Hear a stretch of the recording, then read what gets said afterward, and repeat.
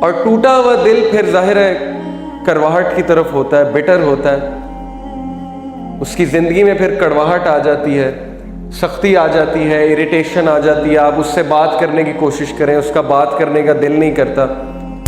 And yet there are some other people جو زندگی کی دوڑ میں بڑی کوشش کرتے ہیں آگے نکلنے کی، بڑی کوشش کرتے ہیں، لیکن سم ہاؤ ہمیشہ پیچھے رہ جاتے ہیں. سم ہاؤ ان کا دل اتنا اچھا ہوتا ہے، وہ اتنے خوبصورت لوگ ہوتے ہیں کہ لوگ ان کو ایکسپلائٹ کرتے ہیں، لوگ ان کی قدر نہیں کرتے.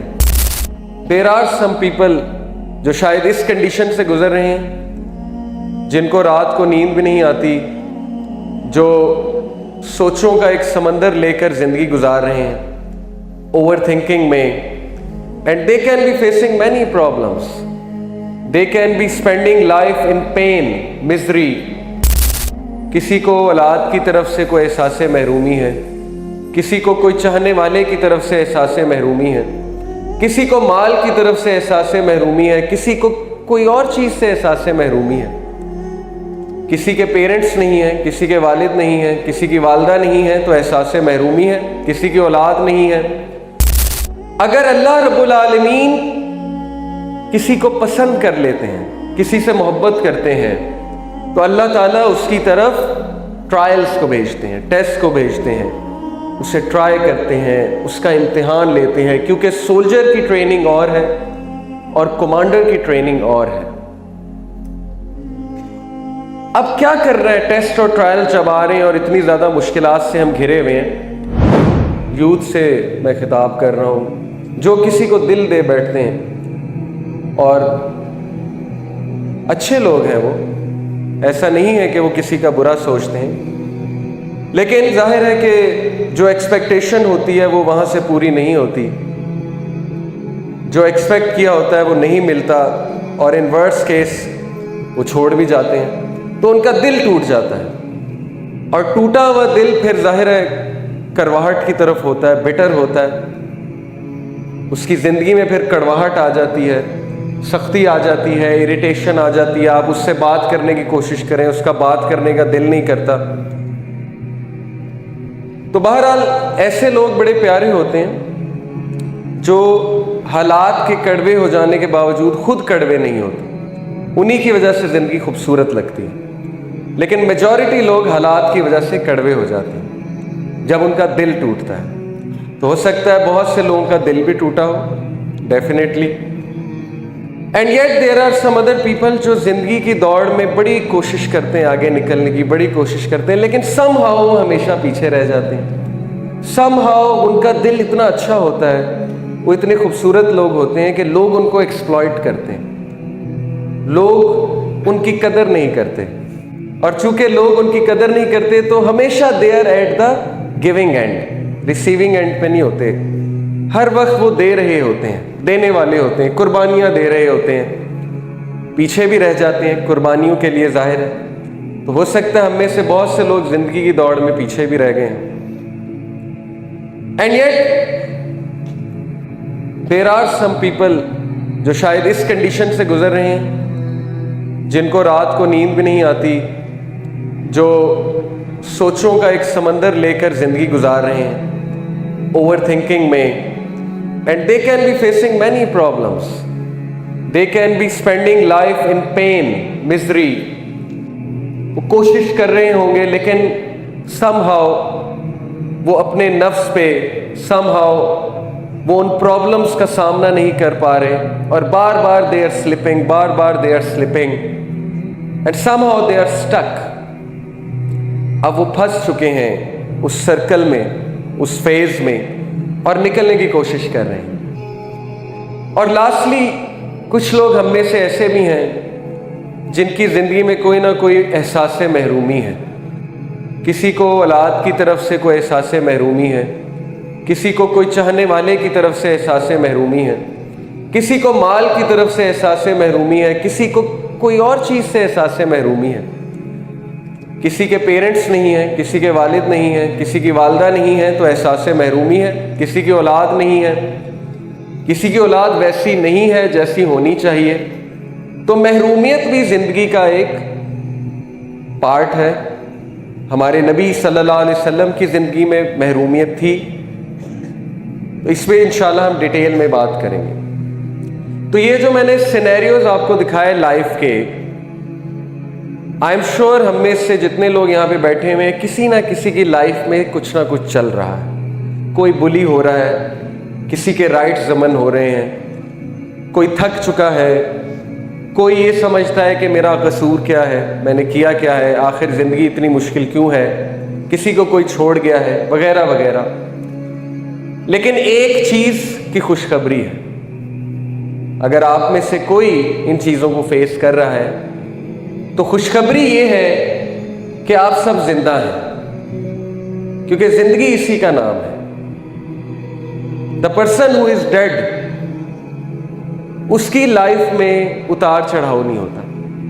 یہ جو ہارٹ بیٹ ہے آپ دیکھ رہے ہیں کہ اس میں اتار اور چڑھاؤ ہے، تو اتار اور چڑھاؤ زندگی کا حصہ ہے، اور یہ آپ کے لیے ایک پازیٹیو چیز ہے کہ اگر آپ یہ چیلنجز کو فیس کر رہے ہیں تو یہ ثبوت ہے اس بات کا کہ آپ زندہ ہیں، اور اسی کا نام زندگی ہے، اتار اور چڑھاؤ کا۔ اور آپ کے لیے ایک اور خوشخبری بھی ہے آپ سب کے لیے، اور وہ خوشخبری حدیث میں آتی ہے کہ if Allah intends good for someone then he afflicts him with trials، صحیح بخاری۔ اگر اللہ رب العالمین کسی کو پسند کر لیتے ہیں، کسی سے محبت کرتے ہیں، تو اللہ تعالیٰ اس کی طرف ٹرائلز کو بھیجتے ہیں، ٹیسٹ کو بھیجتے ہیں، اسے ٹرائی کرتے ہیں، اس کا امتحان لیتے ہیں، کیونکہ سولجر کی ٹریننگ اور ہے اور کمانڈر کی ٹریننگ اور ہے۔ اب کیا کر رہے ہیں؟ ٹیسٹ اور ٹرائل جب آ رہے ہیں اور اتنی زیادہ مشکلات سے ہم گھرے ہوئے ہیں، کرنا یہ ہے کہ زندگی چونکہ ایک کامبیٹ ہے، اور اب چونکہ ہم آ چکے ہیں اس زندگی میں، اب ہم یہاں کا حصہ ہیں، یہاں سے نکل تو نہیں سکتے۔ اب وہ کامبیٹ، وہ لڑائی لڑنے کے لیے آپ کے پاس کچھ ہتھیار ہونے چاہیے۔ وہ ہتھیار کیا ہونے چاہیے جس سے آپ ایک مجاہد بنیں گے، کمانڈر بنیں گے، اپنی فیئرز کا، اپنی مشکلات کا سامنا کریں گے، آپ میں وہ سکت آئے گی۔ اسی پہ انشاءاللہ ہم بات کریں گے، اور میں نے 5 ویپنز ڈیفائن کی ہیں، 5 ہتھیار میں آپ کو دوں گا انشاءاللہ اس ورکشاپ میں، جب تک ٹائم ہمارا ختم ہوتا ہے۔ اور at the end of this workshop آپ دیکھیں گے کہ you are a changed personality, اگر آپ وہ ہتھیار لے لیں، ان کو اپلائی کر لیں زندگی میں۔ تو شروع کرتے ہیں جی ایک سٹوری سے، اور اس سٹوری میں بڑے لیسنز ہیں ہمارے لیے۔ سٹوری ہے ایک بچے کی۔ یہ بچہ وہ بچہ تو نہیں ہے جس کی سٹوری ہے، یہ ویسی ایک پکچر ہے، یہ آپ کو دکھانے کے لیے میں نے پکچر ڈالی ہے۔ اس کا نام تھا سلیم، رشید اس کے والد کا نام تھا، اور یہ ٹرو سٹوری ہے، یوٹیوب پہ سٹوری موجود ہے۔ اس کے والد کا نام تھا رشید، اور وہ ایک انتہائی نان سیریس، کیئرلیس آدمی تھا۔ ہوا کچھ ایسے کہ اس کی وائف پریگننٹ تھی، اور اسے بار بار کالز آ رہی تھی کہ آ جاؤ، آپ کی وائف کی طبیعت خراب ہو رہی ہے۔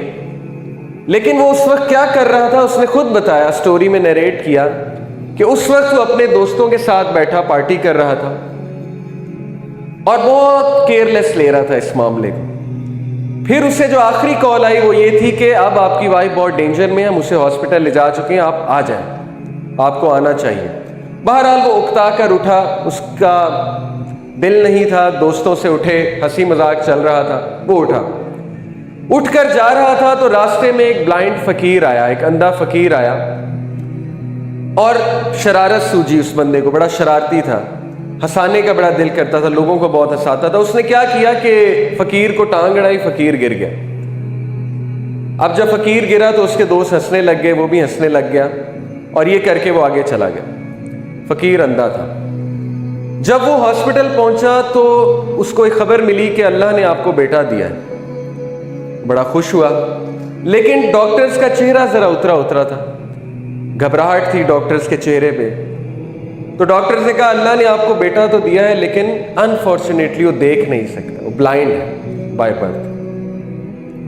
تو رشید کہتا ہے کہ جب ڈاکٹر نے مجھے یہ نیوز سنائی کہ میرا پہلا بیٹا، اس کا پہلا بیٹا تھا، وہ پیدا ہوا لیکن بلائنڈ، تو مجھے ایسے لگا جیسے کسی نے بہت بڑا پہاڑ میرے سر پہ گرا دیا، اور مجھے ایسے لگا کہ بس ابھی زمین کھلے، میں اس میں دھنس جاؤں، دفن ہو جاؤں اور مجھے موت آ جائے۔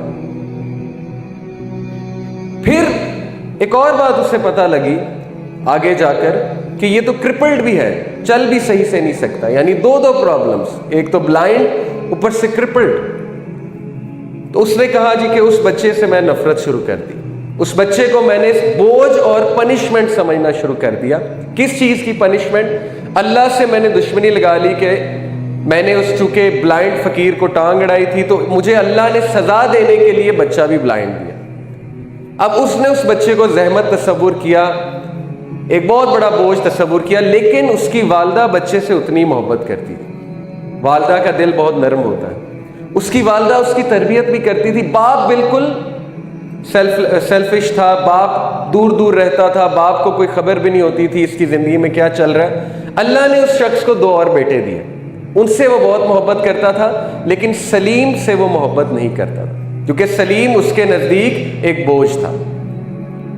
ہوا یہ کہ ایک دن وہ شخص بیٹھا ہوا تھا گھر میں، تو سلیم اس کے پاس آیا اور سلیم نے اسے کہا کہ بابا چلیں آج مسجد چلتے ہیں۔ تو وہ شخص اتنا حیران ہوا رشید، اس نے کہا کہ تمہیں مسجد کا کیسے پتہ؟ تو اس نے کہا کہ مجھے 1-2 بار میری والدہ لے کر گئی ہیں اور مجھے راستہ بھی پتہ ہے۔ یہ جو بلائنڈ لوگ ہوتے ہیں ان کی 6 سینس اور ڈائریکشنل سینس بڑی زبردست ہوتی ہے۔ خیر وہ اتنا حیران ہوا، اس نے کہا اچھا چلو۔